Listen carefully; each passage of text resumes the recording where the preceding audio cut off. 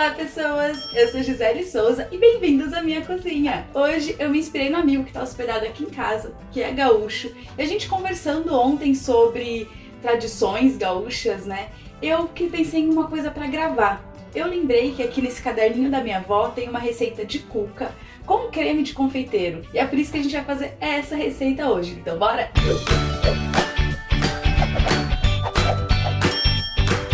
Bom, a primeira coisa que a gente precisa fazer é o creme de confeiteiro. Para isso eu tô aqui com a minha panelinha. Eu vou começar colocando primeiro o leite.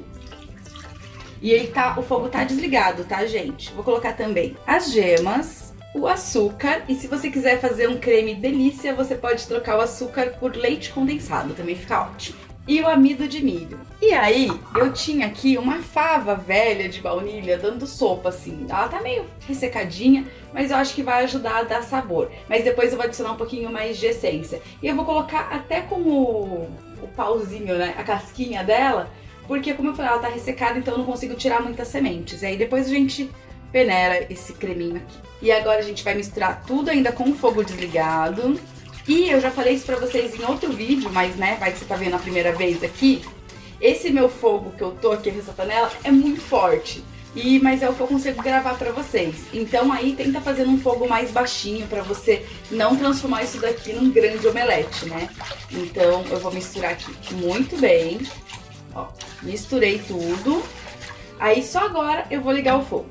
Liguei o mais baixinho que eu consigo, mas aí tenta colocar no baixinho, baixinho mesmo, pra você não perder o ponto aí. E agora a gente vai cozinhar isso daqui misturando sempre, de preferência com um fouet, que é um batedor de arame. Esse daqui é forrado com silicone para não arranhar minha panela, né? Sempre bom ter um desses em casa para não estragar a sua panela, porque assim a gente não deixa com nenhum gruminho, sabe? Deixa esse creme bem lisinho. E é assim, paciência que demora. Você tá percebendo aí que nos ingredientes não é nada mais, nada menos do que um mingau, né? E é isso mesmo, gente. Creme de confeiteiro é assim. Caso você nunca tenha visto isso feito, ele é basicamente um mingauzinho de baunilha. Olha aí o grande segredo da confeitaria francesa sendo revelados. Mas é muito fácil de fazer e é muito gostoso. Dá pra comer até de colher. Uma delícia.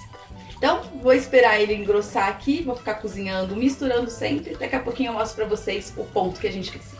Ó, como eu falei, eu desliguei aqui o fogo porque meu fogo é muito alto, mas já tá chegando no ponto.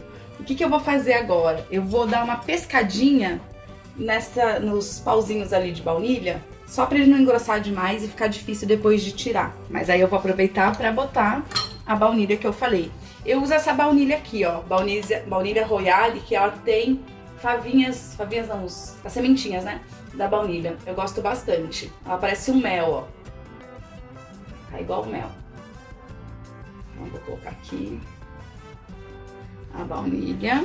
Vou ligar novamente aqui o fogo e aí a gente vai continuar cozinhando. Agora que começou a encorpar, ele começou a levantar fervura, é importante você não parar de misturar e você vai cozinhar por mais 3 minutos, tá? Vigorosamente, assim, ó, mistura, mistura, mistura, que é pra não empelotar. E esses 3 minutos são importantes, que é pra gente tirar esse gostinho de farinha. A gente precisa cozinhar esse amido e tirar esse gostinho de mingau, né? Que não é o que a gente quer. Então se você deixa com esse gostinho de farinha, né, de amido, é o que fica com aquele gosto de mingau e não com gosto de creme de confeiteiro. Vamos ver se tá no ponto, se eu acertei o ponto.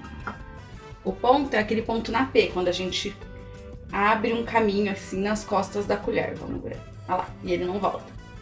Vou passar aqui pra essa assadeirinha, vou deixar ele bem alongado para ele esfriar rápido e colocar um plástico filme em contato. A gente vai precisar botar esse plástico filme em contato, que é para ele não criar película, porque depois a gente vai passar ele, colocar ele num saco de confeiteiro, sabe? Deixa eu só pegar com um paninho. Eu coloquei aqui na boca do fogão, ficou quente. E eu vou agora levar ele pro freezer para ele poder gelar bem rapidinho. Pronto, tá ali no freezer. Aí eu queria aproveitar agora e mostrar pra vocês um pouquinho desse caderninho da minha avó. Ela não sabia escrever, tá? Ela só fez até a 4ª série.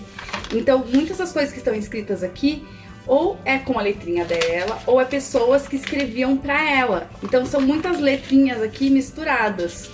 Esse é o caderninho dela. E aí, eu tô com uma ideia do seguinte, da gente aqui no Na Cozinha, nesse quadro novo aqui no canal, fazer essas receitas. O que vocês acham? E eu acho que ia ser legal, né? A minha avó já é falecida, ela faleceu antes da pandemia. E o que ela deixou pra gente de herança foram essas receitas. Então eu acho que seria muito legal honrar ela aqui no canal de alguma forma, fazendo essas receitas. Caso vocês ainda não saibam, não sei se já contei aqui, a minha avó Ana, ela criou os filhos sozinha, né? E para criar os filhos ela abriu uma bomboniere, o que as pessoas chamam de doçaria hoje em dia. E ela fazia desde as balas de coco até o pirulito. Ela fazia tudo para vender. E muitas dessas receitas estão aqui comigo, né? Eu pedi para minha mãe trazer para mim. E eu tenho olhado muito esses caderninhos para me inspirar, para tirar receitas, mas também para lembrar, né? Porque a gente foi criado longe, assim, eu não fui criado junto com a minha avó. E eu passei pouco tempo com ela, então eu acho que talvez fazer as receitas dela seja uma forma de trazê-la um pouquinho pra perto, pra conhecer um pouquinho ela através das receitas. Me falem aí o que vocês acham dessa ideia, porque eu tô adorando conhecer a minha avó através das receitas e acho que vocês iam gostar também. Bom, vamos continuar aqui nosso preparo. Vou dar uma ajeitada na cozinha, já volto. Bom, outra parte que qualquer receita de cuca precisa ter é a farofinha crocante que vai em cima. Isso não pode faltar em nenhuma cuca que se preze. Então a gente vai fazer aqui bem simples, tá? De farinha de trigo, açúcar e como é uma receita, né, antiga, não, gente, vai bastante açúcar, tá? Então não se preocupem com isso. E manteiga. Que pode ser margarina também, na receita da minha avó tá margarina. E agora com as pontinhas dos dedos a gente vai amassar até a gente ter uma farofinha com pedacinhos de manteiga, assim, que a gente vai colocar por cima, vai ficar delícia. Mas assim, ó, eu confesso que eu colocaria mais um pouquinho de manteiga, viu? Eu acho que tá faltando manteiga nesse crumble, desculpa, vovó. Lá vai eu mudar a receita de novo. É que receita é assim, a gente vai sentindo. E eu já fiz crumble e ele era um pouquinho mais... pedaçudinho de manteiga, assim. Por isso que eu acho que tá faltando. Agora sim. Agora ele tá até formando, tá vendo? Um montinho. É isso que eu queria. Tava faltando manteiguinha mesmo. É porque ela faz com margarina e a margarina ela é mais molinha, né? Ela é mais oleosa que a manteiga. A manteiga é mais sólida. Então, feito. Crumble, pronto. Próximo passo, super importante, é a gente untar e enfarinhar a nossa forma. Eu vou colocar aqui um pouquinho de óleo, pegar aquele papelzinho clássico. Receita de vó, a gente faz métodos de vó. Vou colocar aqui a farinha de trigo e vou sacudir. O ideal é você fazer isso na pia, tá?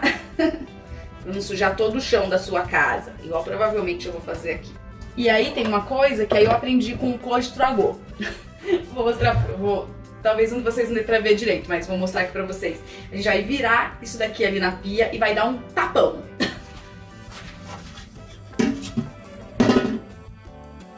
Aí a gente tira todo o excesso. Um workshop que eu fiz com ele, ele ensinou esse truquezinho aqui pra gente não deixar excesso de farinha. E vamos lá pra parte da cuca, mas antes eu tenho que pré-aquecer aqui o meu forno. E é muito importante a gente fazer isso, porque precisa sempre pré-aquecer o forno, para não entrar com um forno frio, porque a gente quer que dê aquele choque térmico e a massa comece a fermentar. Inclusive, uma coisa diferente das cucas que a gente encontra por aí, é que a cuca tradicional, ela leva fermento de pão e não fermento de bolo. E isso faz totalmente a diferença na textura. Então é muito importante você pré-aquecer seu forno. A massa é super simples da nossa cuca e ela é uma massa mole, então a gente não precisa nem sovar, né? Que eu falei que é uma mistura de pão com bolo, então vamos lá. A gente vai colocar aqui primeiro na tigela os líquidos, que é o leite, a manteiga derretida ou margarina. Vou dar uma misturadinha aqui só para essa manteiga que tá meio quentinha não cozinhar os nossos ovos, tá? Os ovos. Vou adicionar já o fermento para pão, aquele de saquinho.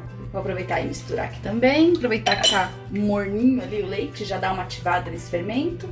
E o açúcar. E não vai tanto açúcar na massa, porque já vai açúcar no creme, já vai açúcar naquele topinho de cima, né? Então a massa tem um pouco menos de açúcar, pelo menos isso, para equilibrar. E aí a farinha de trigo tradicional e sem fermento. Adiciona aos pouquinhos para você conseguir misturar tudo e não ter gruminhos, sabe? E é claro que se você quiser, você pode peneirar a sua farinha. Eu não tenho costume de peneirar, porque eu sinto que não faz diferença nenhuma, a não ser a gente sujar mais louça e perder tempo. Ó, essa massa tá linda. Olha isso, Brasil, Brasil, olha essa massa. Ó, belíssima. aqui com a minha massa, que eu vou despejar aqui na forma.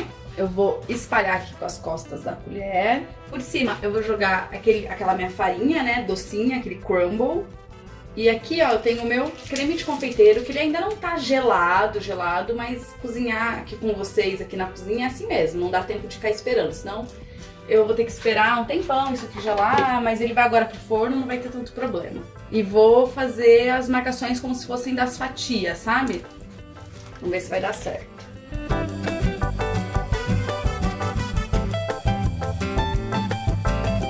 E agora a gente vai levar pra sala.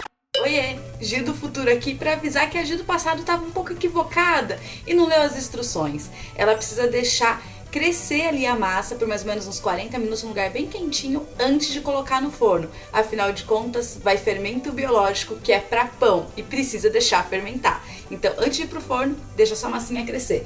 E agora, a Gi do futuro vai colocar de verdade a massa ali pra assar. E agora é torcer para dar tudo certo. Já aproveita, deixa seu like nesse vídeo, se inscreve aqui no canal se não for inscrito e não vai embora ainda, porque eu vou te mostrar imagens belíssimas desse prato pronto e também o que eu achei, né, o que eu mudaria dessa receita. Então tudo isso daqui a pouquinho, então não sai daí.